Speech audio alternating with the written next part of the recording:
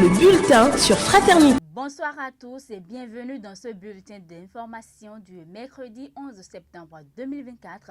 Voici le sommaire. Le gouvernement autorise le déploiement de nouveaux aspirants au métier d'enseignant au profit du ministère des Enseignements maternels et primaires. Décision prise en Conseil des ministres de ce mercredi en présence du chef de l'État Patrice Talon. Bien d'autres décisions ont été prises au cours de ce conclave hebdomadaire. Les détails sont à suivre dans un instant.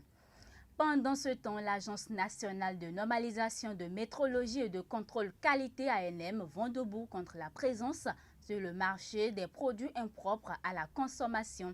Elle a effectué à cet effet une descente au marché Azéké de Parakou pour non seulement vérifier la conformité, mais aussi la qualité des produits préemballés. Les détails sont à suivre. À suivre également les nouvelles internationales et sportives. Mais avant cela, abonnez-vous pour ne rater aucune information. Bienvenue à chacun et à tous. Je vous l'annonçais dans les titres. Une mission de contrôle de l'Agence nationale de normalisation de métrologie et du contrôle qualité ANM était dans le marché Arzéké de Parakou ce mardi 10 septembre 2024. Cette descente inopinée a pour objectif de vérifier la conformité, mais aussi la qualité des produits préemballés sur le marché. Au terme de cette opération, il ressort que toutes les boutiques visitées par l'équipe de contrôle sont respectueuses des normes en termes de qualité et de métrologie. Suivant le reportage que nous proposent Epiphane Chabi et Socrate Adantodé. Nous ici, quand le client vient, on lui dit la vérité là. Il ne veut pas. La pesée pour s'assurer du poids du contenu des produits préemballés et la vérification de la date de péremption de ces produits, c'est l'exercice auquel cette équipe de l'Agence nationale de normalisation, de métrologie et du contrôle de la qualité ANM s'est adonnée dans les boutiques du marché Azéké de Parakou ce mardi 10 septembre 2024. Le riz, le blé, le sucre, les farines et le sel sont les produits essentiellement pris en compte au cours de ces contrôles inopinés de l'ANM. Et à l'heure du bilan, c'est un satisfait total pour l'équipe. Nous sommes heureux de constater que toutes les boutiques parcourues au niveau de Parakou jusqu'à ce moment sont dans des normes. Les poids sont respectés. Pour ce qui concerne les riz que nous avons essayé de peser, les sacs de blé, les sacs de riz, les sucres, les farines de lait et le sel. Tous ces sacs contrôlés ont montré que c'est des sacs qui respectent leur valeur nominale, marquée sur l'emballage. Cette visite inopinée, qui fait suite à celle réalisée à Tchaourou ce lundi, va se poursuivre. L'ANM reste donc engagée au respect des normes et les consommateurs ne devront aussi pas croiser les bras dans cette tâche. Nous voudrions attirer l'attention de tous les consommateurs d'être vigilants pour exiger la quantité achetée et voir si l'emballage est entretenu et si les produits préemballés n'ont pas atteint leur date limite de péremption. Je tiens sincèrement à remercier l'ANM pour les efforts consentis aux endroits, surtout des commerçants, parce que leur visite ce matin nous a permis non seulement de savoir que nous avons en réalité des produits à poids juste, et aussi de voir des produits qui ne sont pas à poids juste.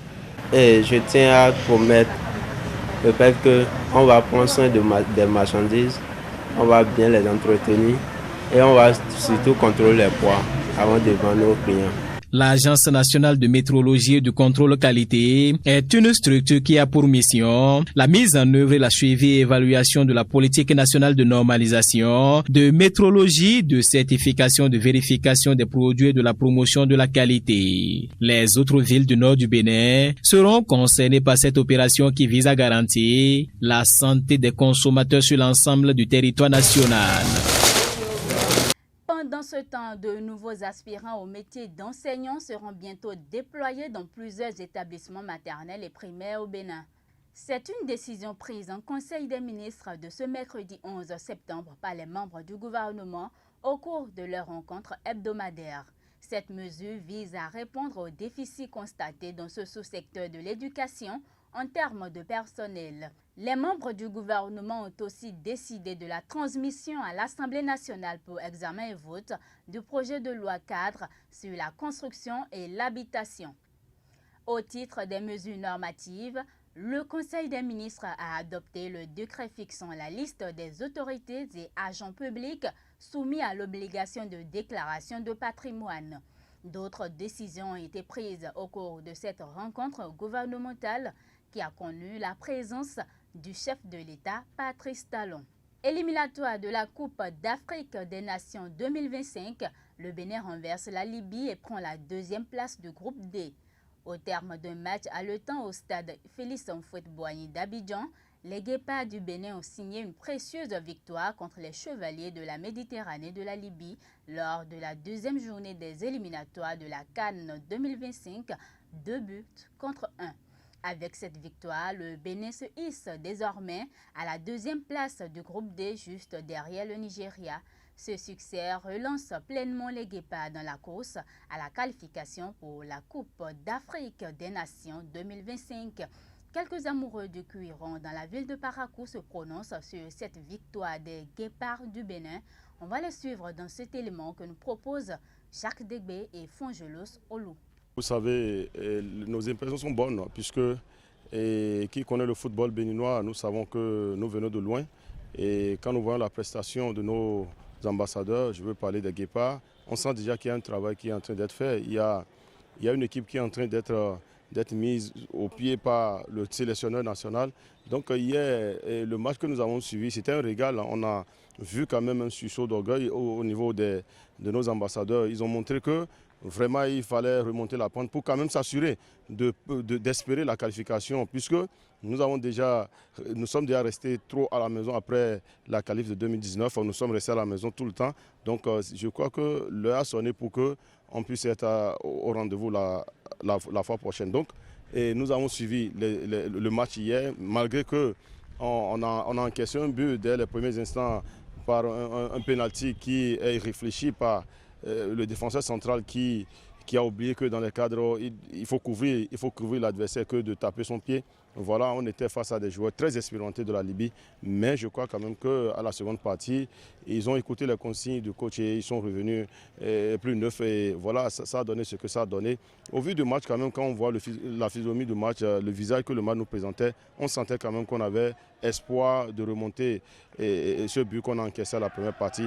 Et ça s'est fait de la plus belle des manières d'ailleurs. Et puis, vraiment, c'est chapeau pour ces ambassadeurs et nous souhaitons quand même que la suite soit quand même fructueuse comme on a commencé par le constater. Vous savez, le football est loin d'être une science exacte et ce n'est pas non plus une mathématique, la mathématique.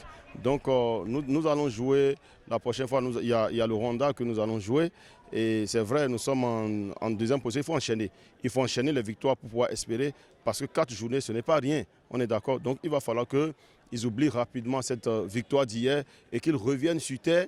Il ne faut pas qu'ils se prennent quand même la tête après cette victoire d'hier. Il faut qu'ils reviennent sur terre et qu'ils se disent que rien n'est encore fait puisque nous avons pris 3 buts. Vous avez vu par rapport au goal à virage, nous sommes en moins. Donc il faut faire tout possible pour que les prochaines journées qu'on n'encaisse pas et qu'on puisse marquer beaucoup de buts. Face à la Libye, on ne pouvait pas s'attendre moins que ça. Hein. Sinon on devait faire au moins 4-1 parce que on a vu ce qu'ils ont fait face au Nigeria avant notre défaite 3-0. Donc, on devrait normalement, au match retour du Nigeria, on devait taper aussi 2-1 ou 2-0. Mais bon, face au Libye, 2-1, c'est pas mal. Et on espère que les Guépards aillent encore plus et plus. Dans cette équipe, moi, je ne crois pas corriger quelque chose. Le Bénin va se qualifier. Ça, je suis certain. Bon, surtout après la défaite face au Nigeria, tout le monde attendait une victoire par la suite. Et heureusement, ils nous ont honorés. Donc ça fait très plaisir, vraiment, j'étais très content. Et je suppose que tous mes confrères aussi étaient aussi tout contents. Bon, ce que j'attends, c'est qu'ils continuent sur cette lancée et qu'ils puissent accomplir notre rêve qui est de les voir à la CAN prochaine. Oui, ce serait bien, parce que suivre une CAN où on ne voit pas son propre pays, ça ne fait pas toujours plaisir. C'est pas aussi intense. Mais quand on voit le pays même qui est là et que tu peux supporter ton propre pays, vraiment là, ça change. C'est plus trop la même chose. Donc vraiment on attend. Les émotions, voilà, les émotions. Il y a beaucoup plus d'émotions quand notre propre pays joue la CAN. Donc pour ça seulement, on veut voir le Bénin. Bon, à vrai dire, c'est vrai, je pense que les équipes adverses sont beaucoup plus compétitives, surtout qu'ils ont des joueurs de haut niveau qui jouent dans des clubs beaucoup plus prestigieux. Mais bon, ces joueurs-là qu'on a, on a réalisé cela très récemment, même si ça date déjà. Ils ont pu se qualifier pour une CAN, ils sont même allés en phase finale et tout. Donc je pense qu'ils peuvent toujours réaliser ce rêve-là. Malgré les moyens qu'on a, on peut toujours le faire. Intéressons-nous à présent aux nouvelles internationales avec Pierrette Adjelé.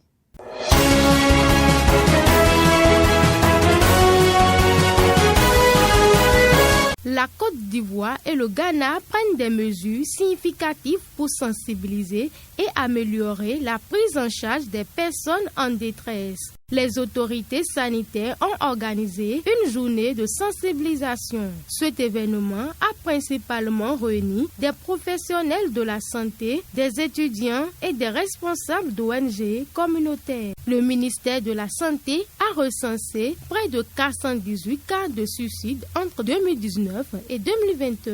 Face à cette situation, les autorités ivoiriennes ont décidé de renforcer les dispositifs d'écoute et de soutien. Le gouvernement travaille également à accroître la visibilité des centres de prise en charge psychologique dans le Grand Abidjan et prévoit la construction d'un nouvel hôpital psychiatrique à Belgéville. Pendant ce temps, en Algérie, les deux candidats de l'opposition contestent les résultats provisoires des élections présidentielles. La loi algérienne donne à la Cour 10 jours à compter de l'annonce des résultats provisoires de l'élection pour statuer sur les recours. En cas de déception de ces recours, l'autorité électorale se retrouvait dans l'obligation de recalculer les totaux de chaque candidat sans remettre en question la victoire de Tebboune, qui a déjà commencé à recevoir des messages de félicitations de la part des alliés étrangers de l'Algérie. Le président de l'autorité nationale de l'indépendante pour les élections pour fustiger la manière dont les résultats de l'élection de samedi ont été rapportés. Pierrette Adjelé, merci. Place à présent aux nouvelles sportives. La ville de Parakou accueille depuis ce lundi la compétition de volley-ball des moins de 17 ans. Elle est organisée par la Confédération africaine de volley-ball pour la zone 3. Ici, du 9 au 15 septembre 2024, 5 pays de l'Afrique de l'Ouest, dont le Bénin, le Burkina Faso, la Côte d'Ivoire, le Ghana et le Nigeria, vont s'affronter pour décrocher le titre. Les matchs qui se dérouleront au Centre des Arts et Sports CAST de Parakou mettront en vedette des équipes masculines et féminines. Ce tournoi est une belle occasion pour ces jeunes athlètes de démontrer leur talent et de représenter fièrement leurs nations respectives. Jacques Degbé et Fonchelo Solo ont assisté au match de ce mercredi matin. Suivez le reportage. Il s'agit d'une compétition statutaire de la Confédération africaine de volley-ball dans la zone 3. Il s'agit pour nous, en termes d'activité, chaque année, de faire une compétition pour les équipes nationales, de faire une compétition pour les clubs et d'autres compétitions en annexe. Alors, nous avons décidé, dans la perspective des Jeux africains de la jeunesse qui auront lieu à Dakar, d'offrir une compétition pour les catégories d'âge, c'est-à-dire les moins de 17 ans. Et nous avons décidé que cela se déroule au Bénin. Donc normalement ça devait regrouper les 8 pays de la zone 3, mais connaissant un certain nombre de contextes au niveau de la sous-région où les déplacements ne sont pas toujours évidents, où aussi d'autres pays ont d'autres contraintes budgétaires. Et il y a 3 pays qui ont répondu présent, c'est-à-dire le Nigeria, le Bénin et le Burkina Faso. Et donc cette compétition se joue à 3 pays avec 4 équipes. Le Bénin ayant présenté 2 équipes moins de 17 ans. Sur le terrain, l'équipe féminine du Bénin n'a pas tenu le choc face au Nigeria pour le match inaugural ce mercredi. Au thème d'une partie à sens unique, les filles béninoises se sont inclinées 3-7-0. Tout le contraire de l'équipe 1 qui a battu le Burkina Faso. Chez les hommes, le Bénin 2 a perdu contre les étalons 2-7-3. Pourquoi Parakou? Parce qu'une fois encore, la politique de la Fédération béninoise de volleyball est de faire la promotion de cette discipline-là sur tout l'état du territoire national, en termes de compétition nationale et en termes de compétition sous-régionale et africaine. Il y a 3 ans, la Fédération internationale de volleyball nous a doté d'un terrain synthétique de très haute qualité que nous avons installé au centre des sports de Parakou, des centres de sport de main de Parakou, avec justement cette contrainte-là dans le cahier de charges d'organiser régulièrement des compétitions nationales et des compétitions sous-régionales. Un choix que n'a pas manqué de saluer les responsables de la Ligue régionale Borgo Alibori de volleyball. C'est un grand plaisir pour nous d'accueillir cet événement. Vous n'êtes pas sans savoir, Parakou a le meilleur terrain synthétique de la sous-région, si vous me permettez de le dire ainsi. C'est un joyau qu'on a acquis par le biais de la Fédération béninoise de volleyball. Pour mettre ça en valeur, ils ont jugé au moins de décentraliser cette Coupe d'Afrique des moins de 17 ans qui devait se jouer à Cotonou. Les 4 équipes dans chaque catégorie sont réunies dans une poule et chacune d'elles se bat pour une place en finale. Les grandes et petites finales sont prévues pour le samedi 14 septembre 2024. C'est la fin de ce bulletin d'information. Merci de l'avoir suivi. D'ici là, portez-vous bien. C'était le bulletin sur Fraternité.